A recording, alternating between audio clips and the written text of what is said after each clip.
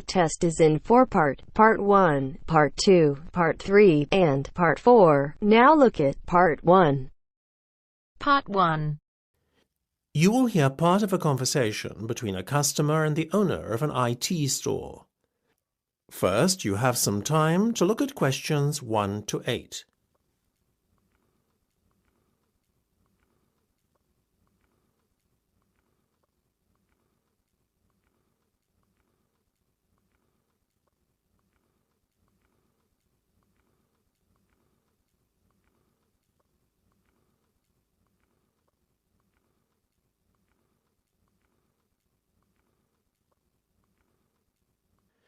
You should answer the questions as you listen, because you will not hear the recording a second time. Listen carefully and answer questions 1 to 8. So, before we go any further, can we just confirm what has been agreed so far, as it's starting to get a little complicated? Certainly. Tell you what, why don't I start to make out the invoice? Should I address it to you personally, or is there a business name you'd like me to use? We trade under the name Ben and Di Enterprises. Okay. Now, as you were talking to one of my sales reps to start with, I'm going to put him down as the contact on the invoice. That way, he'll get the commission on this sale, you see. His name was Rowan Laver, is that right? Rather peculiar name, but a lovely man. You almost got it. It's Rome, as in the city, and Laver, Laver. Your order number is 6589B521.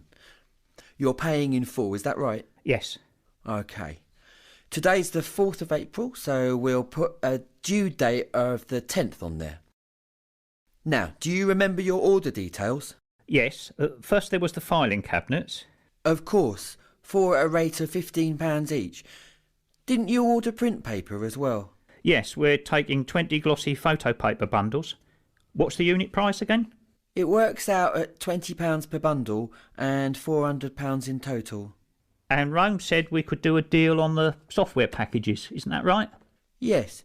Seeing as you bought 5 at once, we'll reduce the unit price to £100 from £120, leaving us with a total amount of £500. I needn't remind you that there is an additional fixed charge totalling £40 specifically for the software installation. Of course. So, getting to a total figure then including sales tax, 16% VAT is added on. That gives us £1,160 by my reckoning. By VAT, do you mean sales tax? Isn't that 10%? It's 25% on some products and 10% on others. We work out an aggregate figure and apply it to all goods sold. In this case, it was 16%, as I've mentioned. Fair enough. Before listening to the rest of the conversation, you have some time to look at questions 9 to 10.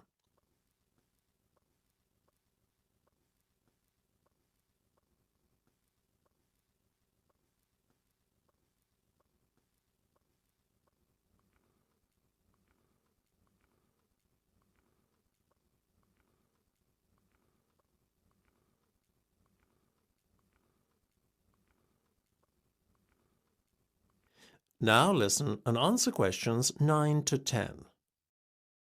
Listen, I know the due date isn't for a week, but do you mind if I write you out a cheque today? Not at all. You can make it out to me, Michael McCloskey. How do you spell that then? What, McCloskey? It's capital M C, capital C, Loskey. Got it. And how much should I make it out for in total? £1,500, please. £1,500? Yes, that's including my consultancy service fees. Oh, I almost forgot about that. Let me make a note here on the cheque. Includes consultancy fees. Now we're almost done. That is the end of Part 1. You now have half a minute to check your answers.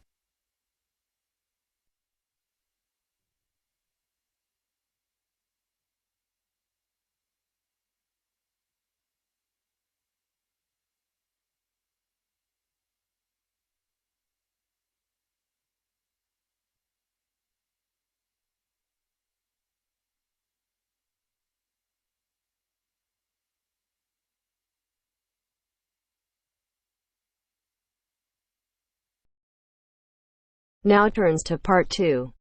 Part 2. You will hear a recorded message giving information about an area where tourists can visit to taste local food. First, you will have some time to look at questions 11 to 13.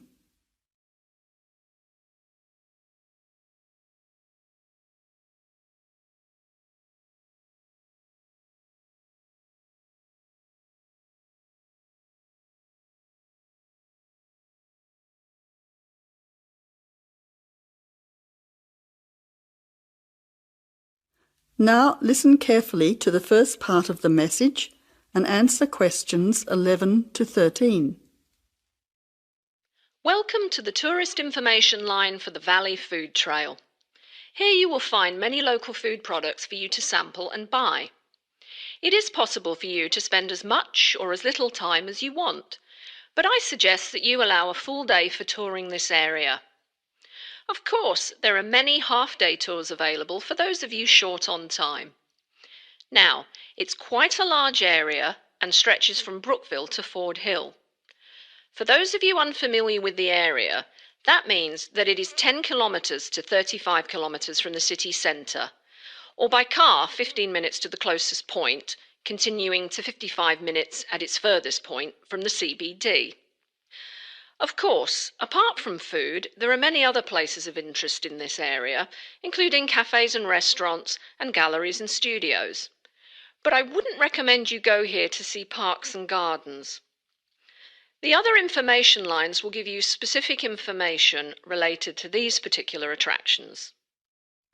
Before the final part of the message, you now have 20 seconds to look at questions 14 to 20.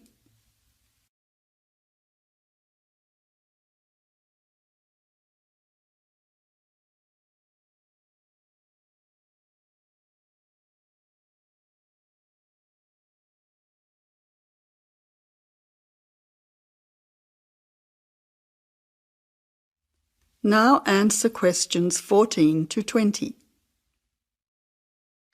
But let's go back to food. If we begin in Brookville and head north towards Upper Valley in a clockwise direction, passing West Valley on West Road, we cross over Coast Road to come to our first place of interest, Magic Coffee. This is not to be confused with the Coffee House, situated opposite on the other side of the valley on the railway line. Magic Coffee is next to the Chocolate Company, which is on the corner. Just past the ice cream shop on the corner of John Street is the fresh produce shop. A little further north we have reached Ford Hill, where we can start our drive southwards along Great Northern Highway following the railway line. First we come to the organic market near the corner of Memorial Avenue, and then to Olive Farm opposite Olive Road. Just before we come to the next street crossing, we see the Honey Pot, which is practically opposite the coffee house. There is another chocolate company which sells nougat as well, just nearby. Following the railway line along Great Northern Highway, we return back to Brookville. Now, as I have said previously, if you only have a few hours to spare, there are several places that you shouldn't miss. The two chocolate places make equally nice chocolate, but the factory has the added bonus of nougat, unlike the company. Of course, everyone loves ice cream, especially unusual flavours such as coffee and nougat, so the ice creamery is definitely worth a visit. And while the coffee house sells expertly made hot drinks, including hot chocolate, I think your time would be better spent sampling the many products on offer at the organic market. Well, I hope you enjoy your time visiting the Valley Food Trail and enjoy all the wonderful local foods on offer. That is the end of Part 2. You now have half a minute to check your answers.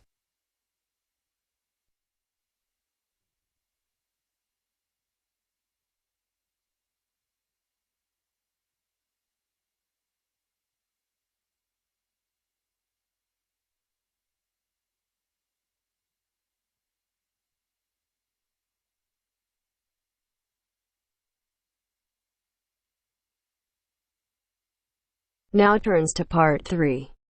Part 3. You will hear a trainer giving a talk to people who want to learn outdoor survival skills. First, you have some time to look at questions 21 to 26.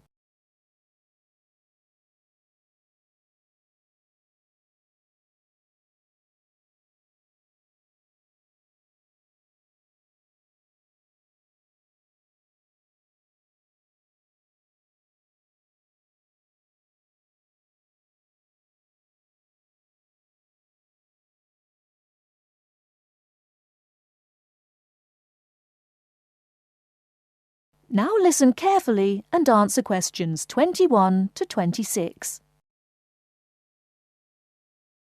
Good morning, everyone, and welcome to our outdoor survival program.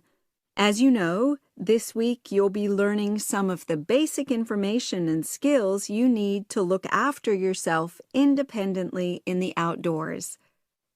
These first 2 days will be based here in the classroom, and then we'll be taking a camping trip to put into practice some of the things you've learned. I'm going to start off with the topic of food. And to start with, I'll describe just 2 methods which we'll be putting into practice at our camp, and which make use of natural resources, the steam pit and the bamboo pot. I've got 2 posters here to make things clearer, and I'll start with the steam pit here. To make this, you'll need some dry sticks, some grass, some loose earth, and some stones. And for this week only, some matches. The first thing you do is to dig a shallow pit in the place you've chosen to do your cooking. Let's say about 25 centimeters deep and 30 centimeters wide. Your sticks have to be a bit wider than the pit because you have to put a line of them along the top from one end of the pit to the other. Before setting light to these, you take some large stones and arrange them on top. Then you start the fire and wait till the wooden platform burns through and the stones fall into the pit. At this point, brush away any pieces of hot ash from the stones. You can use a handful of grass, and then take another stick and push it down into the center of the pit, between the stones. After that, you cover the whole pit with a thick layer of grass. And then you can put your food on it, wrapped in more pieces of grass, like parcels. Finally, cover the whole thing with earth. You have to pat it firmly to seal the pit. Then all you have to do is take the stick out and pour a bit of water into the opening that it leaves. It should take about 4 hours for your food to cook, as it cooks slowly in the steam that's created inside the pit. Before you hear the rest of the talk, you have some time to look at questions 27 to 30.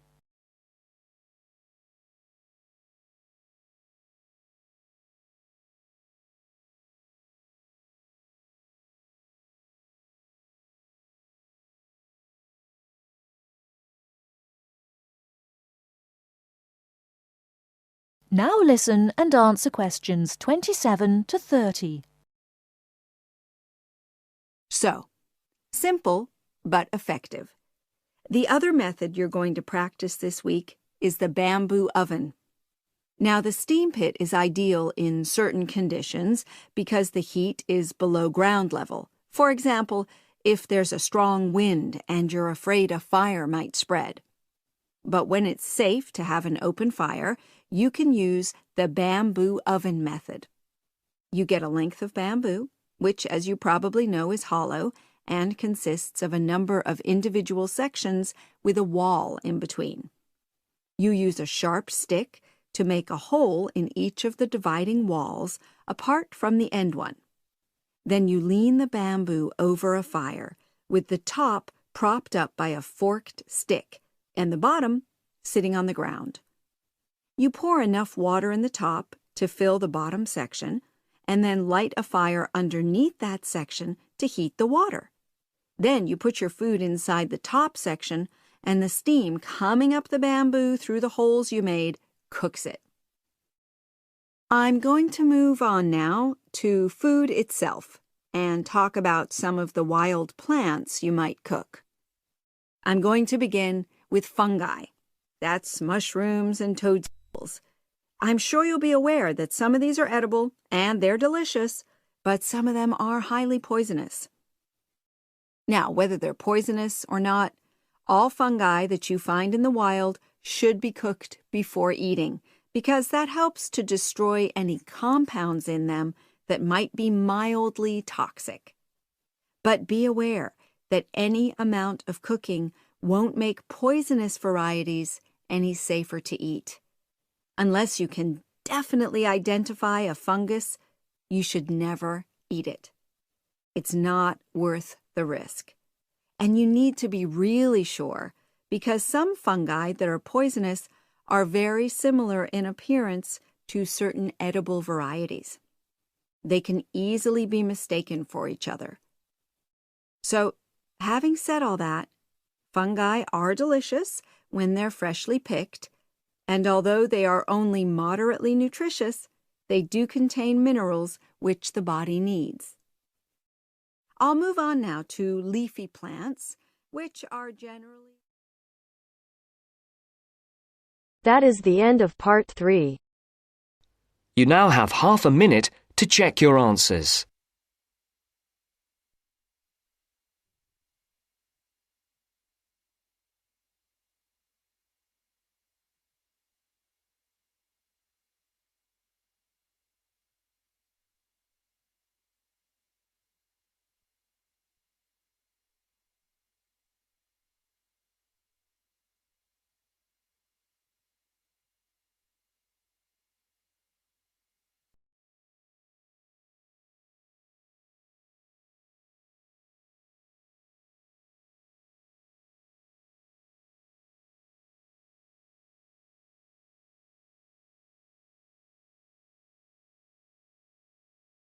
Now turns to part 4.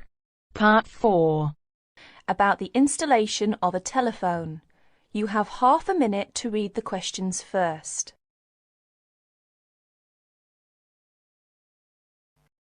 First, you have some time to look at questions 31 to 40.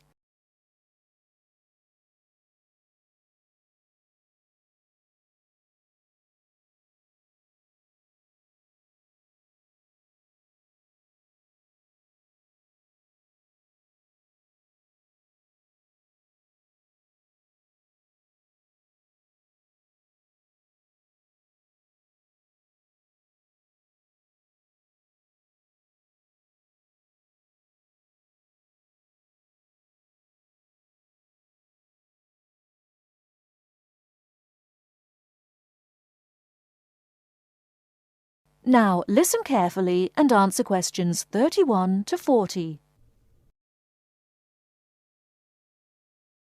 I buy a new telephone. You read the instructions and I will install it, right? Sure. First, push the battery door outward to open and then insert 2 batteries, size AAA. Make sure they are following the polarity directions indicated inside the battery compartment. Finally, close the battery door. This is the first step. Now, let's come to the second step, adjusting time. Press time key first, then press MRC key more than 1 second to enter the time, adjusting state. Have you seen the second digit flashing now? Yes, it is flashing now. So let's go on. Press MRC key again to adjust minute, hour, date. Have you finished? Yes, all the digits have been flashing successively. Now it comes to adjusting alarm. Press alarm key to enter the 3 states of A1, A2, A3. Pay attention to the 2 keys in the corner on the right hand. They are the keys to lock and unlock the alarm respectively. Press MRC key to enter the adjusting procedure. And have you seen the second digit begin to flash? Yes, I think I should repeat this action, yes? Yes. Press MRC key again to adjust minute and the on-off of the alarm. By now you own a phone at the same time with a clock that can wake you up in the early morning. That is the end of part 4. You now have half a minute to check your answers.